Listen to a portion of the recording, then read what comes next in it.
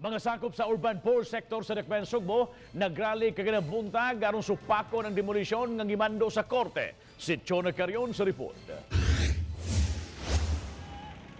Pipila ka mga urban poor sa Dakbayan nagmarcha gikan sa Plaza Independencia padung sa Dan Colon. Bit-bit nila ang placards di inapatik ang ilang mga yangungo ug ang pagpakigbatok sa court order demolition ug ang pagpatuman sa moratorium for demolition.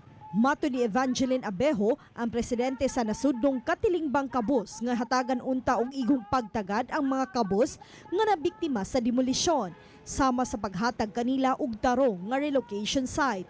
Mihangyo sab sila sa Cebu City Hall nga mag-umol og grupo sa abogado nga may modepensa kanila kung adunay mga husay sa kaso. Sumapa kanunay silang mapildi sa kaso kay wa sila ikagasto alang sa abogado. Maghimo og pundok sa mga lawyer kanang task force siya sa mga anti-demolition nga lawyer na nga magiit ang mga lawyer aron i-review ang mga court order demolition before i-implement.